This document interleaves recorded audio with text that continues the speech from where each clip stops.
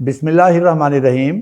मैं हूं आपका भाई हाफिज़ वसी मोहम्मद ख़ान और ये है हाफिज़ वसी टीवी यूट्यूब चैनल। अस्सलाम वालेकुम। आज का प्रोग्राम साइलेज किस तरह बनाया जा सकता है, उसकी कौन सी वैरायटी है, उसकी पैदावारी टेक्नोलॉजी क्या है, उसके बारे में है। मैं आपको अपने तजुर्बात से आशना करना चाहता हूँ।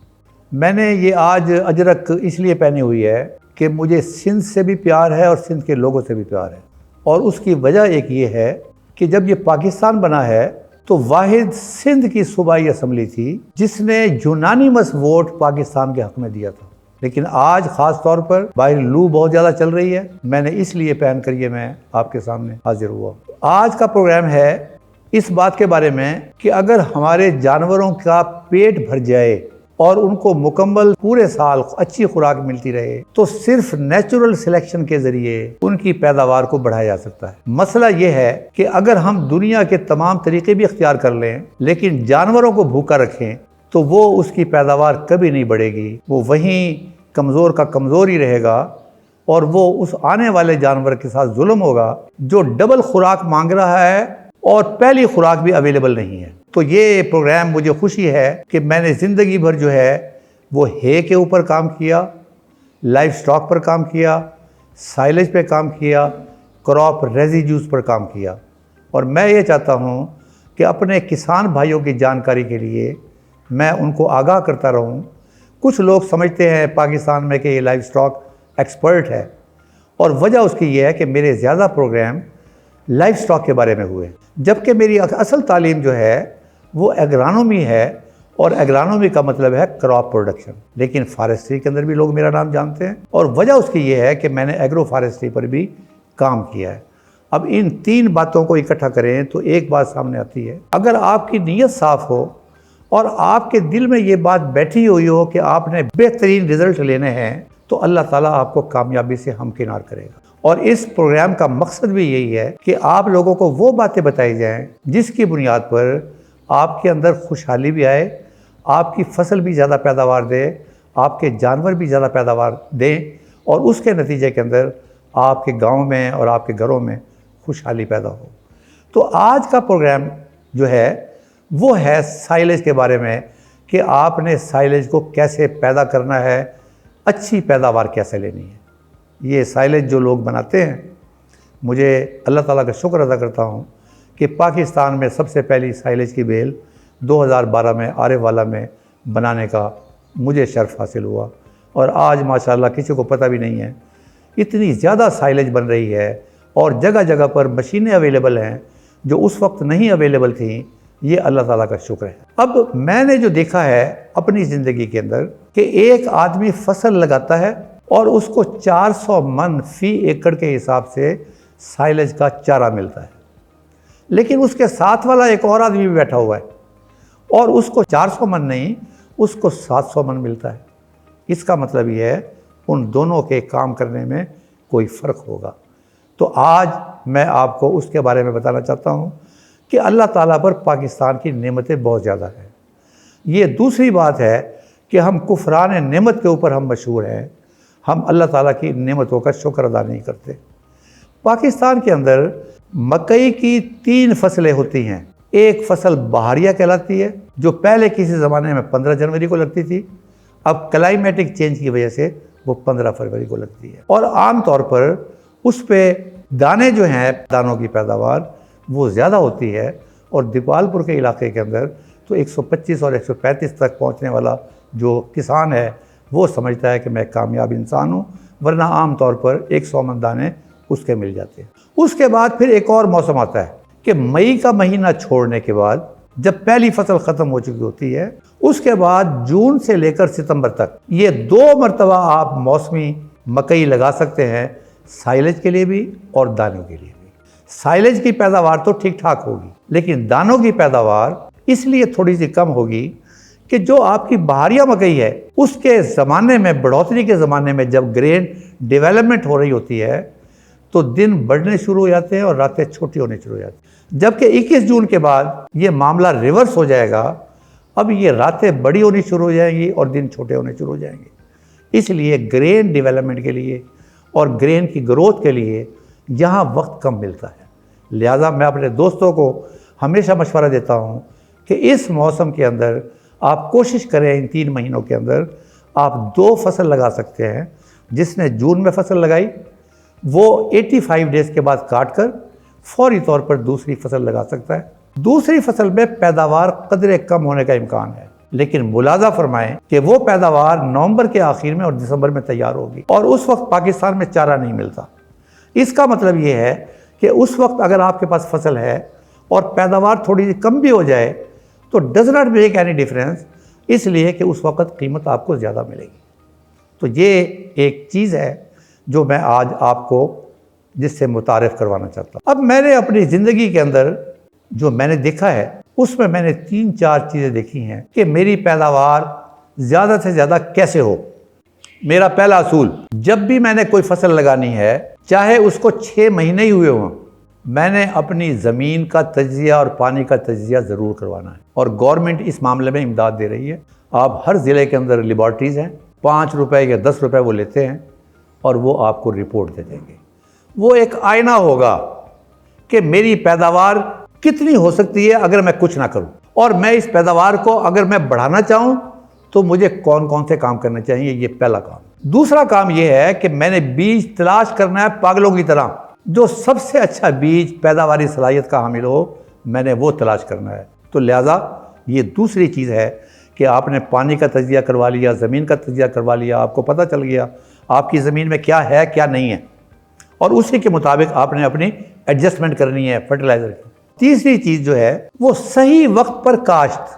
अगर आप देखें, वो कहते हैं लेट प्लांटिंग के लिए ये टाइम है, दरमियानी के लिए ये टाइम है, अर्ली प्लांटिंग के लिए ये टाइम है। लेकिन जो काम करते हैं लोग, अगर मेरे हाथ में हो और मेरे पास 25,000 एकड़ हो और मेरे बस में हो तो मैं पाकिस्तान में 25 नवंबर को सारा का सारी गंदम जो है मैं लगा दूंगा।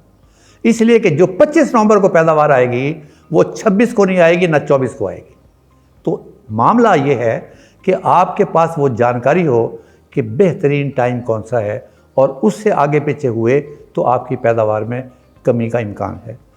उसके बाद आपने निगाह रखनी है। एक बुज़ुर्ग से पूछा गया था, इसे कहते हैं कल्चरल विजडम। ये बुजुर्गां दियां गल्लां। जितना आप खेत में चलेंगे, आप एक एक फसल को देखेंगे, एक एक पौधे की ज़बान को जानेंगे, आप ज़मीन की ज़बान को जानेंगे, और जब आपको इन दोनों की ज़बान का पता चल जाएगा, उसके मुताबिक आप इनको खुराक देंगे, उसके नतीजे के अंदर ये खुश होकर आपको पैदावार भी ज़्यादा देंगे। तो लिहाजा ये बहुत ज़रूरी है कि आप अपनी ज़मीनों के बारे में और फसल के बारे में रोज़ चलते रहें, रोज़ जानकारी रखें उसके बारे में, और उसके मुताबिक जो खादों का निज़ाम आपने ज़मीन के तजिए के बाद बनाया था उस पर भरपूर और टाइम पर अमल करें। फिर जब आप चल रहे हैं तो आपको पता चलेगा कि ये पत्ता मुड़ गया है, यहाँ से कुछ काटा हुआ मिला है, यहाँ से कोई चीज़ को कीड़ा उड़ता हुआ मिला है। तो ये आपने अपने जहन में रखना है कि कोई कीड़ा जो है उसको आप मौका ना दें कि वो वहाँ कोई बर्बादी कर सके और आपकी मेहनत को वो उड़ा कर ले जाए। इसी तरह फंगस का अटैक जो है वो पत्ते की शक्ल बताती है कि इसमें कोई फंगस है या नहीं है। तो ये आपकी ड्यूटी है, बिल्कुल उस तरीके से जो आपका छोटा बच्चा बोल नहीं सकता। ये चाइल्ड स्पेशलिस्ट इसलिए कामयाब होते हैं कि इनका मरीज़ जो है बात बता नहीं सकता। हमारे वेटरी डॉक्टर बेचारे इसलिए कामयाब होते हैं कि उनका मरीज़ अपनी ज़बान से बात नहीं कर सकता, और अपने तजर्बे की बुनियाद पर और देखने की बुनियाद के ऊपर उन्होंने दवाई को रिकमेंड करना होता है। तो ये चीज़ आपके लिए। और सबसे आखिर जो चीज़ है वो ये है कि तमाम चीज़ें करने के बाद अल्लाह ताला से दुआ मांगनी है कि अल्लाह ताला मुनासिब मौसम जो है, मौसम में जो तब्दीली आ रही है वो हमारे हक़ में करे, हमारी फसल के अंदर करे, हमारी फसल के हक़ में करे। तो इन चीज़ों के बाद आपको इंशाअल्लाह ताला उसकी बड़ी अच्छी पैदावार मिलेगी। हमने कोशिश की है कि हम लोग ये चीज़ें नहीं बेचते। आपने सुरगाब का नाम सुना होगा। 100 से ज़्यादा लोगों ने, डॉक्टर जाहिद अता चीमा साहब जिनको दुनिया से अवार्ड मिले हैं, और बदकिस्मती है कि पाकिस्तान से अवार्ड नहीं मिला। वो सुरगाब तकरीबन 100 के करीब फार्मर्स ने इस्तेमाल किया। और हमारे ताहिर खान साहब जो माशाल्लाह मशहूर एंटोमोलॉजिस्ट हैं और आईसीआई के बड़े बड़े प्रोग्राम शुरू करने वालों में से हैं, और वो आजकल हमारे इस शोबे को देख रहे हैं। और उनका काम है ऐसे आदमियों को तलाश करना कि जिनको पजीराई नहीं मिल सकी। तो वो सोगराब की जितने भी लोगों ने फीडबैक दिया है, उन्होंने बताया कि सोगराब इस्तेमाल करने के बाद हमारे पौधे की इम्यूनिटी में इजाफा हुआ, फसलें कम गिरी और कीड़ों का अटैक कम हुआ और फंगस का अटैक बिल्कुल नहीं हुआ। तो हमने एक और आदमी तलाश किया जो मैंने आपको पहले भी एक मरतबा बताया था। ये एक हमारे दोस्त हैं और बाकायदा सर्टिफाइड ब्रीडर हैं, गवर्नमेंट से मंजूर शुदा हैं। उनकी एक वैरायटी है, उसका नाम है ये डबल क्रॉस हाइब्रिड बीज मकई का, और ये अब मौसमी के लिए ये बेहतरीन है, और उसका नाम है FH110। और उसके लिए नंबर ऊपर चल रहा होगा ताहिर खान साहब का। ये तकलीफ़ मैंने उनको दी हुई है, ये कह कर कि ये खिदमत है। ये बीज भी अच्छा है, इसकी ग्रोथ भी अच्छी है, इसकी आगे पैदावार भी अच्छी है, और इसका जो बीज है वो मुकाबलतन जो ब्रांडेड बीज है उनके मुकाबले में सस्ता है। तो ये एक हमारी तरफ से खिदमत है, खिदमत खल्क, खुदाई खिदमतगार, अल्लाह ताला कबूल फरमाए। तो ताहिर खान साहब जो हैं वो बहुत टची हैं, क्योंकि उन्होंने अच्छी कंपनियों में काम किया है, इसलिए वो जब एक आदमी को बीज देते हैं तो उसका पता भी करते हैं बाद में। अब इस एक थैले के अंदर आपको जो लाजमी तौर पर जो पौधे चाहिए, उसका इन्हिसार इस बात पर होगा, इसमें आपको 28 से 30 हज़ार के करीब आपको पौधे चाहिए। और ये जो आपको थैला जो बीज है इसका, जो ताहिर खान साहब के ज़रिए मिलेगा, इसमें 32 हज़ार के करीब इसमें बीज होते हैं। और उसका मतलब ये होता है कि अगर किसी वजह से ज़मीन की, इंसान की कमज़ोरी की वजह से, ज़मीन की वजह से, मौसम की वजह से कोई 2-4 कोई ना भी उगें तो टोटल पॉपुलेशन वहीं पर ही रहे। अब मैं आपको उसकी पैदावारी टेक्नोलॉजी पर बताना चाहता हूँ, लेकिन उससे पहले मैं आपसे एक और बात पूछना चाहता हूँ कि जो आप खुराक खाते हैं, वो फलानी चीज़ लाया, वो आके होटल वाला बताता है आलू अंडा भी है, टमाटर भी है, करेला भी है, कढ़ाई गोश्त भी है, वगैरह भी है। वो आप एक चीज़ सिलेक्ट करते हैं, और वो कौन सी चीज़ है, उसके अंदर पहली खसूसियत हो कि वो खुश जायका हो, दूसरी चीज़ है कि वो ग़िज़ाइयत से भरपूर हो, और तीसरी, ये अब मैं साइलेज की बात कर रहा हूँ, हम इस तरफ से आ जाएं कि वो चारा जो जानवर खुशी से खाए, और जब खाए तो उसके नतीजे में उसकी सेहत बेहतर हो, उसकी पैदावार बढ़े, यानी ग़िज़ाइयत हो उसके अंदर। और तीसरी चीज़ ये है कि जब आप बना लें तो उसकी शेल्फ़ लाइफ, यानी कि अजय कटिया तो अजय पाना पैना है, वो नहीं, वो 6 महीने के बाद भी इस्तेमाल हो सकता है। तो ये है साइलेज के बेनिफिट्स। अब बीज आपको मिल गया है, और आपने अल्लाह का नाम लेकर ये जून से लेकर सितंबर तक आप ये लगा सकते हैं। अब कुछ चीज़ें आपने अपने जहन में बिठानी है, इनको नोट करना है एक एक चीज़ को। ये बात आपने कभी कम सुनी होगी कि अगर रात बड़ी हो जाए तो फिर क्या होता है, दिन बड़ा हो जाए तो फिर क्या होता है। ये बिल्कुल उसके मुताबिक आपने ज़मीन की तैयारी करनी है, और उसकी खेलियाँ शिमालन जनूबन बनानी है। शिमालन जनूबन, हम तो सोचते हैं ना शर्कन गरबन, कि सूरज इधर से निकला उधर गरूब हुआ, दोनों तरफ से शुआएँ मिलेंगी। लेकिन अमली तजर्बा क्या कहता है कि अगर शिमालन जनूबन किया जाए तो सूरज की शुआएँ उनको ज़्यादा मिलती है, फोटोसिंथेसिस ज़्यादा होता है। अब लाइन से लाइन का फासला लोग रिकमेंड करते हैं 2.25 फुट से 2.5 फुट तक। ये जो खेलियाँ आप बनाएंगे वो आपने उसका ये रखना है काम। जी, दुनिया आगे की तरफ जा रही है, हमारा जो मामला है वो चोपा सिस्टम है और खेलियों का सिस्टम है। अब दुनिया जो है वो बेड प्लांटिंग की तरफ, ऑटोमेटिक मशीनों की तरफ जा रही है। आप दोनों काम कर सकते हैं, आप वो भी कर सकते हैं, आप ये भी कर सकते हैं, ज़बरदस्ती करने की ज़रूरत नहीं है। तो लिहाजा मैं खेलियों की बात कर रहा हूँ कि इसमें फासला 2.25 फुट से 2.5 फुट तक का हो सकता है, और प्लांट से प्लांट का फासला जो बीज लगाना है उसमें 6 से 7 इंच का फासला। ये आपकी फसल ऊपर जाएगी, और नंबर ऑफ़ पॉपुलेशन जो है वो जो प्लांट्स की वो पूरी की पूरी होगी, और इंशाअल्लाह ताला फसल का आपस में मुकाबला नहीं होगा। अब आपने ये खेली भी बना ली, और उसके बाद आपने पहले दिन पानी छोड़ा, और जो ही पानी छोड़ा तो आप देखेंगे कि एक ख़ास सतह तक आकर वो पानी का वतर नज़र आता है। उससे 1.5 इंच के ऊपर आप इसका जो बीज लगवाना शुरू कर दें, और फासला वही रखवाएं। लोग बड़े प्रोफेशनल किस्म के लोग आ गए हैं जो उसके मुताबिक एक इंच का फ़र्क नहीं होने देते, या वो लाइनें लगा लेते हैं। और बेड प्लांटिंग ने तो और भी काम आसान कर दिया।